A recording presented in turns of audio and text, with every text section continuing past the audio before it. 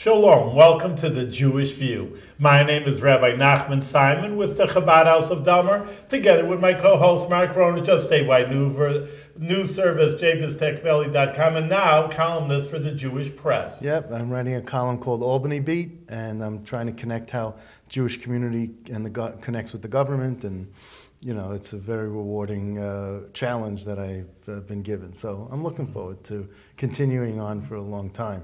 But here now we have a guest with us. You might recognize the last name, Aharon Simon, who is Rabbi Simon's son, and you're a rabbinic student in Crown Heights, and you're also doing some teaching with special ed students as well. Sure. Yes. So, I wanted to tell Mark he had a very special experience about traveling over Passover holiday to the far-flungs, the Far East. Actually, you should know the Rebbe, when someone said the Far East, which is, of course, the normal term, he says, I don't like far. He says the place that's not so near. I mean, far, like you're far out, you're out of it, so to speak. That's what it connotates. And the Rebbe doesn't like that kind of idea. In any case, he did go.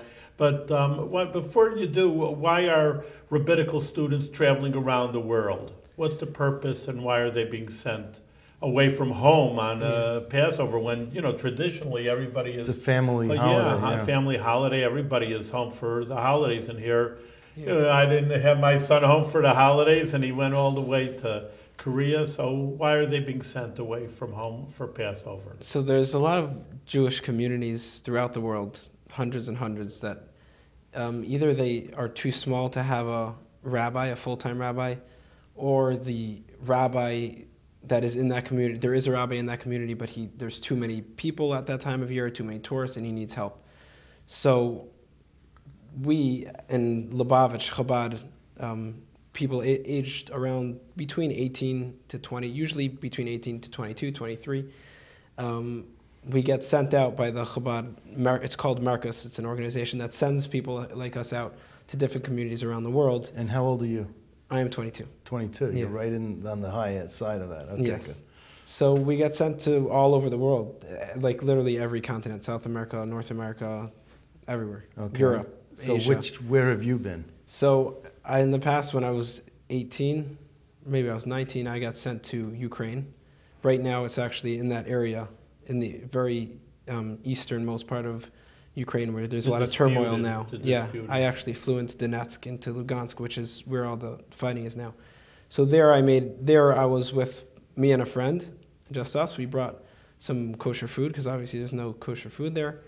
And there was a nice community, actually, maybe like 100 Jews, and very well-meaning. They talked a lot about Israel, and they knew Jewish songs, but they didn't have anyone to conduct services. They were very ignorant when it came to actual Jewish practices, because they didn't have anyone leading them. So we went there, and we had a beautiful, beautiful Seder. Actually, we assumed that there would be two Seders, because usually where I'm from, and there's always two Seders. So we assumed that there would be two community Seders. It was my first year. So at the end of the first Seder, there was a lot of very nice teenage kids over there that we were hanging out with. And they were like, so what time do we come back tomorrow? And they said, there's no Seder tomorrow. So we were like, what? We assumed the whole time we were coming for two Seders, and there was only one. So we actually invited them all. Even though we weren't prepared for it, we had we had enough food for ourselves. Right. But it was the first night, so we invited them all for the second night, and we said, come by, you'll spend Seder. So actually we had like between 10 and 15 teenagers come over to our hotel room, and we made a second Seder there. That was great. Yeah. So, and do you stay in touch with them through Facebook and social media? Email, a few of them through email. And are they continuing with the Seders and with the two Seders? And so I'm not sure now. I know a lot of shluchim in the area. There's some rabbis in the area have left because there's so much turmoil. I'm not exactly sure what happened, what's going on with that community. I know even Jewish people in those areas are moving westward, more western parts of Ukraine. All right, but you do have some sort of, it's not like you just leave and then you forget about them. I mean, well, and then new boys come every single year to keep it up. So because they might need to know certain customs, or why do we do this, or how do we do this, that you could, let them know about. Yes. send them links to Well, other. just that itself is that there's young teenagers, which you say really don't know about Judaism, are interested enough, not only to say, okay, one Seder, but just, hey, you're here, let's utilize the resource Right. of young rabbinical students that we have, and let's learn as much as we can in the short period of time that you were there. Did you stay through the intermediate days in Ukraine? Or? So no, Ukraine we left right away. I was still young. I was 19, and I didn't have the gumption to travel. Well, you're travel only around the area by 22 myself. now, so it's only Yeah, 3 but now years I ago. can. Now you're not young. Now Okay. I can hold my own. I can go Okay. around myself. So where were you this past Pesach? So 2 years ago, I went to Okay. Lithuania, Yeah. which was very similar to what Ukraine. I went to a place called Kovna. It was famous as a Kovna ghetto. Hundreds of thousands of Jews used to live there. Now there's it's non-existent, really. No Jewish community. Very small. It's smaller than Ukraine, I'd say. No, actually, they're around the same size. 100 people Okay. the first night, and there was a second Seder the second night. Okay. 30 people. This past year, I was sent to South Korea, Seoul. What kind of Jews are in South Korea? So it's I've never seen a Jewish community like it before. I'm not sure how many there are in the world like that. There's not really any people, there's maybe 5 or 10 people that live there and are part of the Jewish community for more than 5 years. Most people that are in the Jewish community there are, Transient? yeah, Mhm. either there as transfer students for a year. You have a lot of tech businessmen that come for like 1 or 2 years. They get sent from Israeli small-time businesses, small-time tech companies to learn or to bring their products over there. So you have maybe 30, 40 Israelis there in So the did tech you- industry or other small Did you businesses. put the Jewish soul in Seoul? Yes, That- exactly. Okay. So there was a full-time Chabad rabbi where I went this time. So I wasn't on my own. In the past, I was always on my own. This time we were with a Chabad rabbi. But And do you have your smicha, your rabbinate yet? Yes. You do. So Yeah. you're Rabbi Aharon yes, Simon. yeah. Okay. That I got in Israel last year. Okay. Mazel tov. So so when you say we had a Chabad rabbi, you're the Chabad rabbi. That, you know. A permanent. So A permanent So rabbi. what was your function there in South Korea if there's already a rabbi? Yeah, so he has a big job for him. I mean, he is the only rabbi full-time. I mean, there's some chaplains in the army, in the American army bases, but he's the only full-time community rabbi in the entire South Korea. So there's Jews, 2 hours up, 3 hours south, and he's kind of covering all bases. He also, since he's the only rabbi, he also runs a store, a kosher store. And when we came for Pesach, a few days what we helped out was with his Pesach store. He had to set it up. He had an online thing. We're shipping it out to all the different Jews in the area. And people were coming in throughout the day. Jews were coming in throughout the day to either buy stuff or to stop into the Chabad house. So is it shmura matzah or is it handmade matzah? Is it Both. Is it machine made or He was selling and giving out both. I mean, Both. yeah. giving out or selling? He was giving out shmara matzah, but Right. selling all Pesach food, whatever anyone wanted. If you wanted egg matzah, whatever it So was. how now all the shmura matzah I'm thinking is made in Brooklyn, the center of the universe. Not necessarily, Oh, actually. Do What they about Israel? because they Israel? ship from Borough Park and Crown Heights? They ship to all over the world. They do, but there's other So, options. There are. You have tell us. That's what I'm kfar. saying. I mean, I know my father gets, and we had a lot of the same matzah in South Korea. It's actually from Ukraine. I'm not exactly sure why. Well, Ukraine There's- was the breadbasket of Russia always. I mean, You they can't had say that wheat. about matzah, the bread Yeah, basket. well, it's the wheat. The wheat is wheat. You make matzah, you make bread out of wheat. And that's why, I mean, they had a resource there. So Okay. but people who work can make some So, decent money. but from the Ukraine to South Korea. Yes, Okay. some of it, and some of it's from Israel, some of it's from Brooklyn. I mean, he had a whole array of different types of matzah, so it wasn't. And you obviously chose the Brooklyn ones Yeah, because that's I what like you were it most better, comfortable. better than the Ukrainian matzah for me, but Okay. yeah. So who were the Jewish people that you served? So, like I said, there were some Israelis, a lot of transfer students. Then there's some people that live there throughout the year, different types of businesses, in and out. But I'd say 50% of the community is actually connected to the army base. There's a young son. I'm pretty sure it's the biggest army base in That's South part of the Korea. world? Okay. It might be in that whole South area, in the whole region of the world. I'm not sure, but and for sure in South Korea it's the biggest, and was right down the road from where the Chabad house was. So we didn't really see the soldiers so much because the soldiers kind of stay on base, and they do have an army chaplain, and it's a rabbi actually. Not always is a rabbi, but over there it's a rabbi. So he had a very successful Seder over there, over 50 people a night. But there's a lot of Jewish contractors, people that work in intelligence, plainclothes army personnel that are part of the community. But even them, they're there for maximum 5 years, maybe 10 years. Most people are in and out 1 year or 2 years. The people I stayed at was a family. The man was in the intelligence.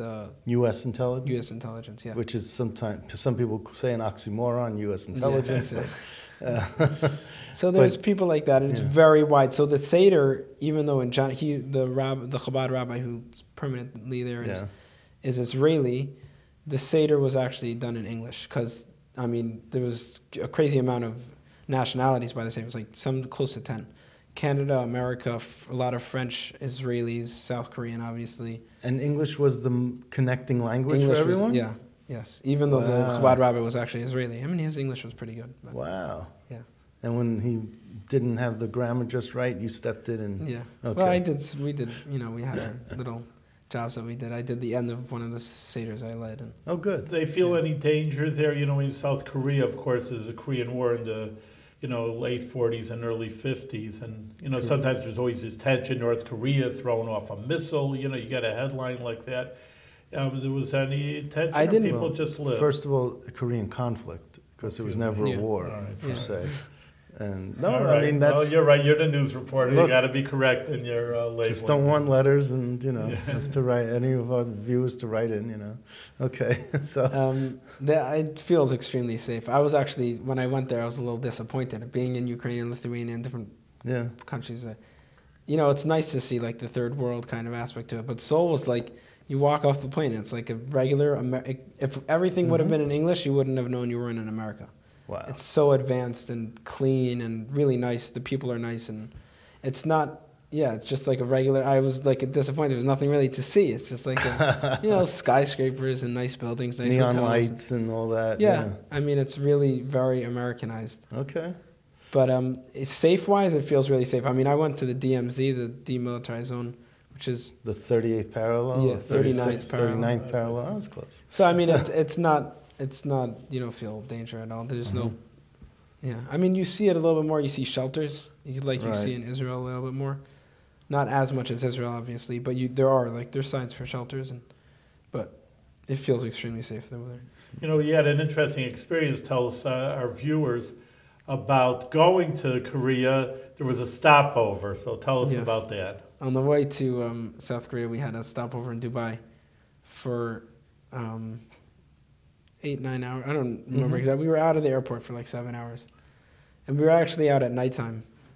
But we didn't really know what to expect. We decided, we were dressed with the beards and Yes, that's what I say. An interesting scenario here. You have Orthodox Jews that obviously that's what you look like, and you're going to an Arab Muslim country, walking around. Is it an Arab Muslim country? Yes, it is. I've been in Israel for 2 years and a few summers, and you don't see the type of people that you see in Dubai. It wasn't scary though. You see, they're Muslims dressed in all the white robes and with the kafiyas and everything. But we didn't really know what to expect. So we actually got pulled over by the Border Patrol. Everyone else, they have these very advanced electronic border control. You don't even you're not meant to see people. You're meant to just go through. There's these electronic gates, you put your passport or whatever. So they didn't let us in. So everyone was going in, and we got stopped. And they pulled us aside, and in the end, it turned out they were scared for our own safety. They said, cover your yarmulke, make sure no one sees your tzitzis. Just play it safe. That's the only reason why they didn't. At least that's what it seemed like. And then they let you through. Yeah, they let us through, no problem. They were really nice. They were actually very nice, very polite. Were these American or Dubai? No, Dubai people. They're very strong accent. They don't speak very good English. But they do speak English there. Yeah. That's amazing. So then we went out of the airport, and We didn't, So, again, we, so I'm trying to understand this a little. yeah, You were on a plane going from Brooklyn Yeah, or New York, New York JFK. Airport, JFK, and you were going to South Korea, but they had a stopover in Dubai. exactly. And what airline? were you? Emirates. It's actually United Dubai Arab is its, Emirates. Yes. Okay. Yeah. So that you were on their airline and Yes. they stopped in Dubai. Exactly. And then you knew you had a 7-hour layover? Yeah, yeah. We So- decided we were gonna go. So out of then the you airport. got off the plane, you left Yeah. the airport, Yeah. you got stopped by Border Patrol, and then they told you for your own safety. Put on a hat, or they Right. told us to put on. And a then you moved Yeah. on Yeah, from there. exactly. And then you went into this. What city did you go? hat. Dubai. Okay. So yeah, Dubai is the city in United Arab exactly. Emirates. Okay. Exactly. Now, is it the capital? I think Abu Dhabi is. Abu Dhabi. I'm pretty Okay. sure. Yeah. So you went to Dubai. Now, Dubai has some of the tallest buildings, Yes. and they have some of the most extravagant lifestyles Yeah. there. What did So you say? I was only there for 7 hours. We really had to Well, choose what we wanted. Maybe 5 hours, because by the time you got into the city, by the time you came Yeah. back. I mean, the it might have been- stopover was like 10, I think, close to 10. So we were out of the Okay. airport for around 7. Okay. So they have the biggest mall. I think the airport connected into the biggest. No, we took a subway into the biggest mall in the Subway. world, Okay. and then from the biggest mall in the world, we went outside, and over there is. It's like it really reminded me of Disney World, honestly, because they have all these like fake, like fountains Yeah. and waterfalls and like these bridges covering the water with like big palm trees and stuff like that. It actually feels like Disneyland. And in the backdrop is this beautiful mall, a really gorgeous mall, and the Burj Khalifa, which is the tallest building in the world, 150 something. What's the name of it? Burj Khalifa. British? Burj, B-U-R-J. Oh. Yeah, Burj Khalifa. So then we did that. We walked around. That was just beautiful in itself, just the mall and that area. And then we decided we'll go up to the Burj Khalifa. So there's observation deck at 124, at floor 124. How many floors is it? 155, I think. And you only got to 124? Yeah, so on 155 is a restaurant, and you have to be dressed properly and bow ties and stuff like that. So we couldn't do it. And also we had to be back in the airport at 3 in the morning. So we were actually in middle of the night, we were out there, and there was still hundreds of people outside. It wasn't sleeping. Another city that never sleeps, not Yeah. just New York City. Yeah. But then as I was leaving, I don't remember who told me, maybe the taxi driver was very excited because he's like, "Where are you guys from?" So we're like, guess. He said, me and my partner I was going with, we're both dark complexion. So he said, you're Arabic, someone. So we're like, we're from Israel, we're Israeli, we're Jewish. He was so happy because he had never met a Jew before. I mean, Dubai, there's not many Jews over there. But I think it was him who told me that only 11% of the population of Dubai are actually from Dubai. Uh-huh. The other 89% are Transplants. coming to work or from different parts of the world. Wow. And you never felt scared or, No. you're, like I say, a Jewish person in an Arab country. Yeah, no Now one made any comments. Now you took selfies, or you took pictures Yes. that you sent back via Facebook or something? No, or not Facebook. But just yes, email through my back? family, WhatsApp and all that stuff. Yeah. So, what were some of the pictures that you I took? have a picture of. I mean, I've never seen people dressed like that before. So we have some pictures of me and my friend with some guys lined up with all the. The garb. robes. Yeah. Yeah. And did you? And you took pictures from the 124th floor? or- Yeah, I mean, it was a little bit disappointing in a way, just because it's like. I mean, you could kind of see the same thing out of an airplane. When you come in, you see the same thing. So I mean, you're so high up that it's like a bird's eye view. You don't really get to see. Okay. I mean, you see the lights and you see. That's it, but you can't make out what those lights we were are. there right? during the night, so again. I've taken the kids, the groups to Empire State Building. Uh-huh. And you wait, and then you pay money, and then after 2 minutes, I'm bored. You look outside, and all right, I saw it. And I said, well, we waited so long, and we just highlight. Well, so I probably the same thing. hate to tell you this. You're comparing Dubai to Disney World. When you go, if you ever go to Las Vegas, which maybe you not, I've maybe you never will, but if Yeah. you do, it'll look like The that same in thing. Las Vegas. But Yeah. you have all these extravagant hotels, fronts of the hotels and stuff. So, and they have the New York City streetscape, and they have another Like Disney World. and when they have other countries that are represented by the different hotels. You have Italy and all the others. So I just thought I'd mention that, not to encourage you to go to Las Vegas, but I didn't go to gamble. No, I didn't go to gamble. You can go to Disney World. I've been there. Been there too. So, so are you? Where do you think you're going to go next, or when do you know about when you're going to go next? How does this work? So, there's a few times of year that you get sent. You can go for Pesach, is a time when communities around the world need help, and during Rosh Hashanah, the high holidays, Rosh Hashanah, Yom Kippur, to a lesser extent, less people go then because it's a longer period of time. You have to go from, before Rosh Hashanah till after, and then it's close cut also between Sukkot and to fly. So people go. The friend I went with to South Korea the previous year had been to India. Give him a shout out. What's his name? Moshe Vigan. Okay. He'd been to India for the high holidays the previous year. But in general, it's Pesach, Passover, and the summer. So I signed up to go from July 1st. To where? To the later end of July, 3 weeks. But they don't tell you till maybe a week before where you're going. Yeah. Well, where do you want to go? Did they give you some? Did they ask you for choices? No. Or, No, they just tell you like a week before. This is where you are. Call us for the tickets. We'll send you up. It doesn't cost you a dime. No. Oh, he's doing a service to the community. I know that, but that doesn't mean it doesn't cost anything. They they pay for the flights, and depending where you go, if like I went to a community, South Korea, there's already a rabbi there, so the rabbi took care of all the rest. Mm-hmm. He had to deal with taxis and food and all that stuff. If you go to a random community like I went to in Ukraine, you kind of have to take care of it yourself and then send in a bill, receipts to the organizations. And what's the organization's name again? Merkos. Merkos. MERKAOS. Yeah. It's Merkos L'Inyanei Chinuch is the official name. It's the Lubavitch Education Arm.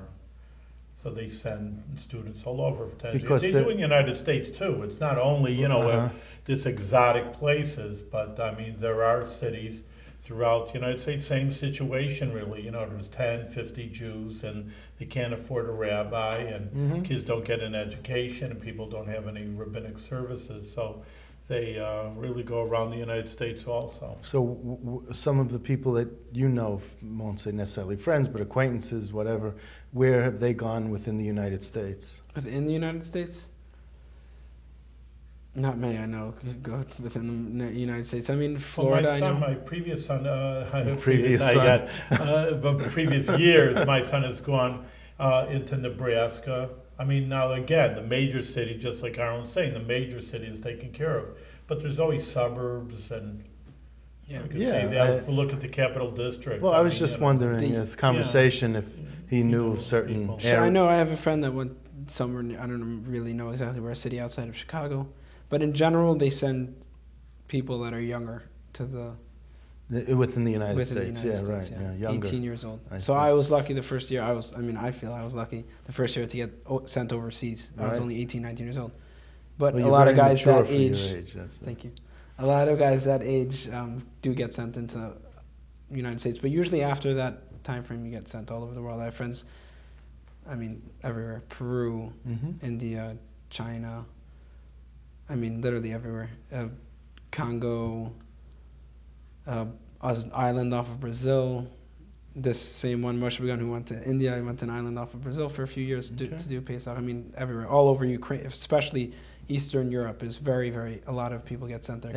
And you're not chaperoned with anyone, you're just on your own. You have to do it on your own, yeah. And what... is there any, I don't know, just because of where my headset is, I don't mean this disrespectfully, but is there any politics involved as to, can you get the inside track on who sends Mark, and too much in Albany. I know that. I know that. I prefaced it with that. I'm just asking, Obviously there are, meaning the organization, Marcus, this organization, they keep it very simple. They're sending out hundreds of people into I think there was 500 locations, over 500 locations for Pesach, for Passover. So, if you ask people where they want to go and this one doesn't like it, so they keep it very simple and they just tell you some days, a few days before you're meant to go. Like, okay, here you are. Here's your tickets. Wow. No complaining over it. But with that said, obviously there are people that are in charge, and if you know that person, you kind of can try to sneak in a good. Continue your travels, though, Aaron. There, you had one more stopover, Yeah. and then the last few minutes, let's talk about. Where's your other stopover? After I went to South Korea, I spent a few days there after the Seder, and then for the second days of Passover, I went to Thailand, and we spent the 3 days in Bangkok by the rabbi over there. They have a very nice building, and it's catering to Israeli tourists. I mean, there's thousands and thousands of Israeli tourists that come. What country? Thailand.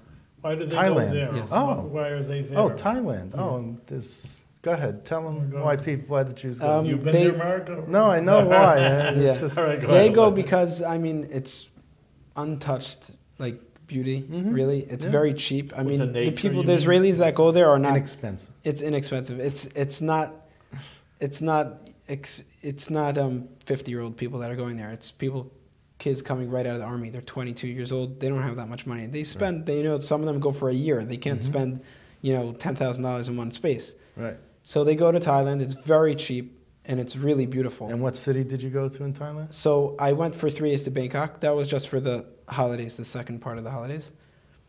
And then I flew to a resort city vacation kind of called Phuket. Oh. Phuket, yeah. Okay, I mispronounce that one all the time. I won't go there. So yes. over there, I mean, Bangkok is a big city, so the Israelis go there and they do spend time there, but they usually channel off into the smaller areas near the beaches and stuff like that. So Phuket is on a beach.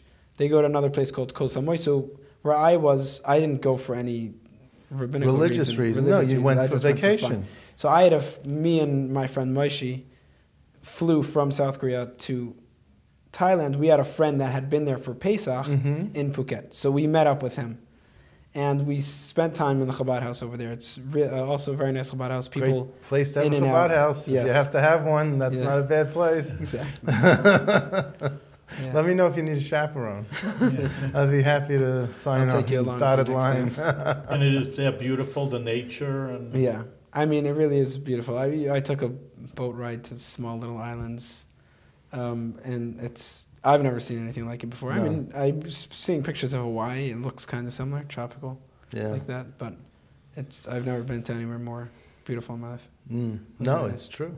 Outside of Ellesmere Avenue, in Yeah. Delmar, you haven't been to any place more beautiful. he's a world traveler. I'm telling you, Mark, over here. it's really wonderful to see how all of this has, this is how you're growing up, and this is the way that you get to. This is the time of your life that you get to see the world. I mean, it's not going to happen once you get married and have kids. So that's true. There was Jewish life in Thailand, I mean, there's so many thousands of people there. Well, yeah, and Like I said, it's rabbi. very transient, though. It's not no community. I mean, in Bangkok, there's one Chabad house in Bangkok that's known to have a community. All the other ones kind of cater to the Israeli tourists. It's in and out, really. Do they have a dynamic Chabad rabbi that sort of reaches out and then brings people in, like he attracts them like a magnet? He attracts them, but I mean, he's been there for 20 years. By now, it's already known.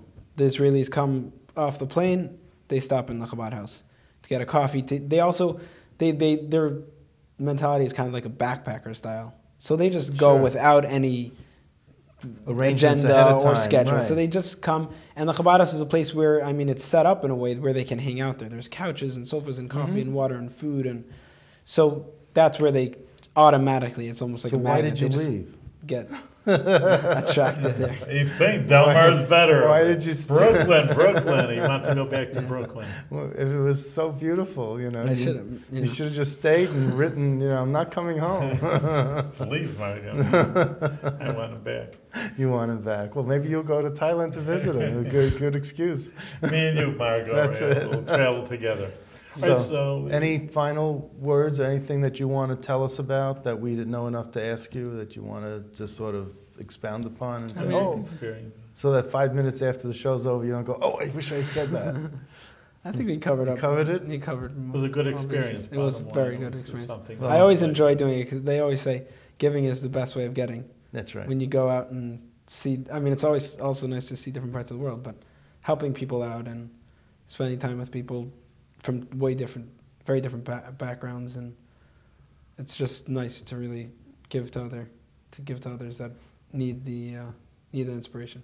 Well, That's excellent. keep up the good work and much success to you.